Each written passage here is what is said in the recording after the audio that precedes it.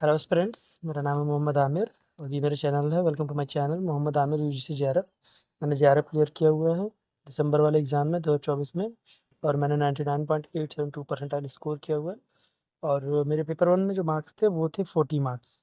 40 questions मैंने सही किए थे, यानी 80 मार्क्स आए हुए थे। ठीक है। तो आज का लेक्चर है लेक्चर 6। बाकी 5 लेक्चर अगर आपने नहीं देखे हुए तो आप देख लीजिए। लेक्चर 6 है evaluation in education and types of test. ये भी बहुत एक इम्पॉर्टेंट टॉपिक है, जो कि इससे क्वेश्चंस, अच्छे खासे क्वेश्चंस आते रहते हैं हमेशा ही। और बाकी जो 5 लेक्चर्स हैं वो आपने नहीं देखा है तो आप देख लीजिए। इसके बाद स्टार्ट करते हैं इवैल्यूएशन इन एजुकेशन। तो इवैल्यूएशन का लिटरल मीनिंग होता है कोई चीज़ का वो करना, इवैल्यूएट करना, मतलब उस चीज़ के बारे में बताना कि वो चीज़ सही है या गलत। इवैल्यूएशन एजुकेशन में इसका मतलब ये होता है, टीचर जो होता है वो असेसमेंट करता है या फिर जज करता है स्टूडेंट को, उसके परफॉर्मेंस को, ताकि अंडरस्टैंड कर सके कि उसका प्रोग्रेस क्या है और इम्प्रूवमेंट्स क्या किए जा सकते हैं टीचिंग मेथोडोलॉजी में, ताकि बच्चे की लर्निंग अच्छी हो। ठीक है। इवैल्यूएशन जो होता है वो 2 तरीके का होता है, formative evaluation and summative evaluation. Formative evaluation मतलब जो कि एक शॉर्ट टाइम पे होते रहते हैं, जो कि ड्यूरिंग, हाँ, इसका ये होता है कि वो मॉनिटरिंग होता है स्टूडेंट का during the process of learning. Learning के प्रोसेस के बीच में जो मॉनिटरिंग होता है उसको हम लोग फॉर्मेटिव इवैल्यूएशन कहते हैं। एंड समेटिव इवैल्यूएशन जो होता है वो एंड में होता है, वो कोर्स के ख़त्म होने के या फिर लर्निंग के ख़त्म होने के बाद आउटकम चेक करने के लिए होता है। ठीक है। फॉर्मेटिव इवैल्यूएशन एग्जांपल से ले सकते हैं, जो हमारे स्कूल में या कॉलेज में जो टेस्ट होते हैं, सेशनल एग्जाम्स होते हैं, उसको हम लोग फॉर्मेटिव इवैल्यूएशन कह सकते हैं। और एंड सेम में या फिर बोर्ड एग्जाम जो होते हैं या फिर एनुअल एग्जाम जो होते हैं, वो जो होता है वो समेटिव इवैल्यूएशन होता है। ठीक है। उसमें पूरी लर्निंग चेक की जाती है, और फॉर्मेटिव इवैल्यूएशन में लर्निंग की duration check, during learning check किया जाता है, ताकि इवैल्यूएट किया जा सके और चेंजेस लाया जा सके लर्निंग मेथोडोलॉजी में। ठीक है। तो उसके बाद टाइप्स ऑफ टेस्ट आते हैं। तो 5 तरीके के टेस्ट हैं जो कि आते हैं क्वेश्चंस, इससे भी क्वेश्चंस आए हुए हैं नेट में, पेपर में। पहला जो टेस्ट होता है वो होता है डायग्नोस्टिक टेस्ट। ठीक, डायग्नोस्टिक एक नाम से समझ में आ रहा है, डायग्नोसिस। इसमें डायग्नोस किया जाता है स्टूडेंट के वीकनेस को और गैप को उसके नॉलेज में, ताकि उसको गाइड किया जा सके लेसन को। ठीक, उसको गाइड किया जा सके कि अब क्या करना चाहिए। ठीक है। इसके एग्जाम्पल हो जाएंगे प्री टेस्ट, जो कि कंडक्ट किया जाता है पहले ही। अगर जैसे हम एग्जाम्पल हैं तो कोई आप कोर्स कर रहे हैं, ठीक है, उससे पहले ही आपका असेसमेंट होता है, एक टेस्ट होता है। ठीक, उस बेसिस पे स्कोर बनता है और आपको एडमिशन दिया जाता है। वो इसलिए किया जाता है ताकि आपको जज किया जा सके कि क्या है आपका स्टार्टिंग में, कि आपकी वीकनेसेस क्या हैं, गैप्स क्या हैं, ताकि उसको फुलफिल किया जा सके। ठीक है। उसके बाद आता है प्रोग्नोस्टिक टेस्ट। ये प्रोग्नोस्टिक टेस्ट होता है जो इवैल्यूएट करता है, जो प्रेडिक्ट करता है स्टूडेंट के पोटेंशियल को और फ्यूचर में क्या परफॉर्मेंस रहेगी उसकी। ठीक है। प्रोग्नोस्टिक से रिलेटेड, फ्यूचर से रिलेटेड होता है प्रोग्नोस्टिक। अगर आप की टर्म्स भी याद कर लेते हैं प्रोग्नोस्टिक से रिलेटेड फ्यूचर, तो वो भी बहुत बेनिफिशियल रहता है। ठीक है। इसका एग्जाम्पल हो जाएगा करियर काउंसलिंग टेस्ट। हाँ, अगर कोई करियर काउंसलिंग टेस्ट हो रहा है तो प्रॉपर क्वेश्चन दिए गए हैं, कोई टाइप ऑफ क्वेश्चंस दिए गए हैं, वो क्वेश्चन के बेसिस पे आपको देखा जाएगा कि क्या क्वेश्चन आप कैसे सॉल्व करते हैं। आपकी सारी चीज़ें देखी जाएंगी, किस तरीके से आप क्वेश्चन को सॉल्व करते हैं। ठीक है। और किस टाइप के क्वेश्चन को आप सॉल्व कर रहे हैं, उस बेसिस पे आपको रिकमेंड किया जाएगा कि किस पेज पे आपका एप्टीट्यूड सही है। ठीक है। उसके बाद आता है aptitude test. Aptitude is related to ability, literally related to ability. ये मेजर करता है स्टूडेंट की एबिलिटी को, ताकि वो कितना, एबिलिटी की कितना वो लर्न कर सकता है और परफॉर्म कर सकता है टास्क को। ठीक है। जनरली जो कॉलेजेस के कैंपस प्लेसमेंट जो टेस्ट होते हैं, वो वही चेक करते हैं, उनका एप्टीट्यूड टेस्ट ही चेक करते हैं, ताकि उनका ये चेक किया जा सके कि वो कैसे परफॉर्म करेंगे टास्क जब दिया जाएगा उनको तो। ठीक है। इसका एग्जाम्पल आईक्यू टेस्ट हो जाएगा, प्रॉब्लम सॉल्विंग टेस्ट हो जाएगा। उसके बाद आता है अचीवमेंट टेस्ट। ठीक, ये मेजर करता है नॉलेज और स्किल को जो उन्होंने एक्वायर किया एक स्पेसिफिक पीरियड ऑफ टाइम। जैसे 10th के बोर्ड है तो 10th तक उन्होंने क्या स्किल या क्या नॉलेज एक्वायर कर लिया है, उसके लिए एक अचीवमेंट टेस्ट होता है। ठीक है।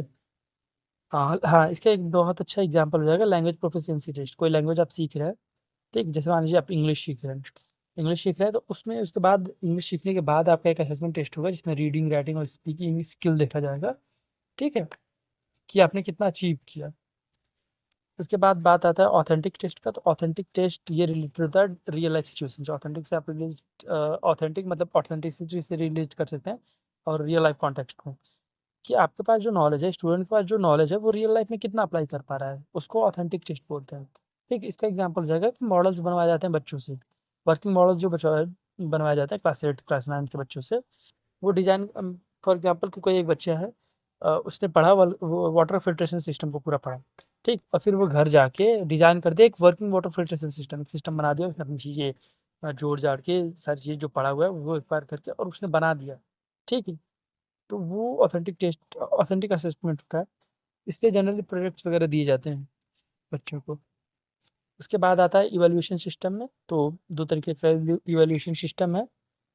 एक होता है क्राइटेरियन रेफरेंस टेस्टिंग जिसको सीआरटी बोलते हैं, और दूसरा होता है नॉर्म रेफरेंस टेस्टिंग जिसको एनआरटी बोलते हैं। सीआरटी जो होता है वो परसेंटेज से रिलेट करता है, और एनआरटी जो होता है वो परसेंटाइल से रिलेट करता है। ठीक है, तो सीआरटी में क्या होता है, स्ट्रैटेजी में एक क्राइटेरियन रेफरेंस टेस्टिंग, मतलब एक क्राइटेरिया सेट है, एक फिक्स क्राइटेरिया है।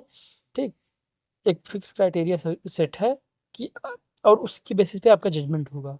ये कंपेयर करता है स्टूडेंट के परफॉर्मेंस को एक फिक्स लर्निंग ऑब्जेक्टिव या फिर स्टैंडर्ड के हिसाब से। जैसे हमारे एग्जाम जो होते हैं उसमें ये फिक्स रहता है कि अगर 33% आप ला रहे हैं तो आप पास हैं। तो वो एक क्राइटेरिया सेट है कि अगर 33% अप्लाई में अब उससे ऊपर कितना भी ला रहा है, आपको पास तभी माना जाएगा जब 33 से पास है, 33 से अबव मार्क्स आए, आपके 33 आ रहा हो। ठीक, तो वो एक क्राइटेरियन टेस्ट रेफरेंस टेस्टिंग होती है। जनरली कॉलेजेस स्कूल्स वगैरह में क्राइटेरियन रेफरेंस टेस्टिंग ही चलती है।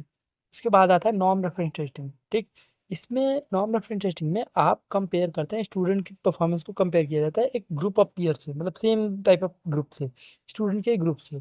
ठीक, उसका एग्जाम्पल उसमें आपको एक रैंक मिलेगा, आपका एक स्टैंडिंग दिखाई जाती है, एक परसेंटाइल सिस्टम ये दिखाया जाता है कि कितने परसेंट लोगों से आप किससे आप ऊपर हैं, कितने परसेंट लोगों से आप नीचे हैं।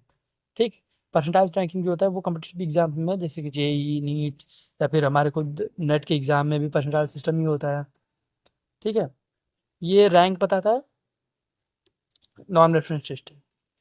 उसके बाद आते हैं रूल्स फॉर इफेक्टिव इवैल्यूएशन। तो रूल्स फॉर इफेक्टिव इवैल्यूएशन को हम लोग सिंपली 4-5 रूल्स हैं जो कि इफेक्टिव इवैल्यूएशन होता है वो टीचर को फॉलो करना चाहिए। जैसे पहले तो ये कि क्लियरली एक्सप्लेन करना चाहिए इवैल्यूएशन प्रोसेस को स्टूडेंट्स को। ठीक है, स्टूडेंट को क्लियरली इवैल्यूएट कर देना है कि इवैल्यूएशन प्रोसेस है क्या बच्चे को।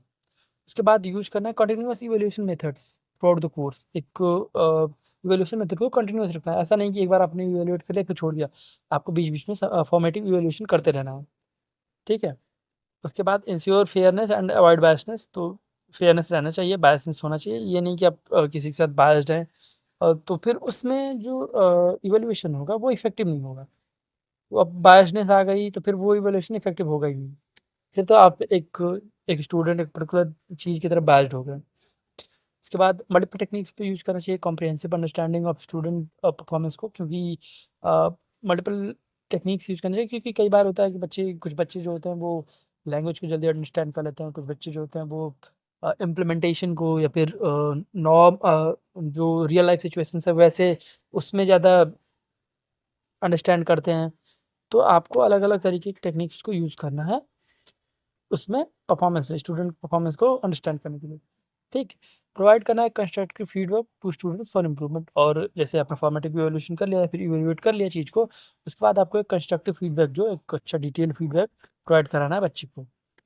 ठीक है, तो ये रहा रूल्स फॉर इफेक्टिव इवैल्यूएशन। तो इवैल्यूएशन एंड एजुकेशन को हमने खत्म कर दिया इस लेक्चर में, और ये भी खत्म हो गया। और 6 लेक्चर्स हो गए हैं टीचिंग एप्टीट्यूड के। अभी आई थिंक 2-3 लेक्चर्स और होंगे जिसमें पूरा टीचिंग एप्टीट्यूड खत्म हो जाएगा, सम अप हो जाएगा। और बाकी के 5 लेक्चर्स भी आप देख लीजिएगा, उसमें मैंने सारी चीज़ें पढ़ाई हैं, टू द पॉइंट लेक्चर है। और ये जो टॉपिक्स मैं पढ़ा रहा हूँ, मैं डिस्कस कर रहा हूँ, वो सारे टॉपिक्स ऐसे हैं जो एकदम हाईली पॉसिबल रहते हैं, जो मैंने सारे क्वेश्चंस देखे हुए हैं, प्रीवियस क्वेश्चन देखे हुए हैं, उन पे बेस्ड है, उसमें क्वेश्चंस आते हैं, इन सब टॉपिक से क्वेश्चंस आते हैं। ठीक है, और उसके बाद आप चैनल को लाइक करिए, सब्सक्राइब करिए, और शेयर करिए इस चैनल को, इस वीडियो को शेयर करिए, ताकि जो भी तैयारी कर रहा है जेआरएफ का और वो तैयारी करना चाहता है, उससे इंसान से जिसने खुद जेआरएफ क्लियर किया हुआ है, जिसको एक्सपीरियंस है चीज़ें करने का, जिसको आइडिया है, उससे तैयारी करना चाहता है, तो वो उस चीज़ को वो सब्सक्राइब कर सकता है चैनल को। और टेलीग्राम चैनल को भी फॉलो कर लीजिए, उसमें मैं क्वेश्चंस प्रोवाइड करा रहा हूँ, पीवाईक्यू क्विजेस टाइप में। ठीक है, शुक्रिया।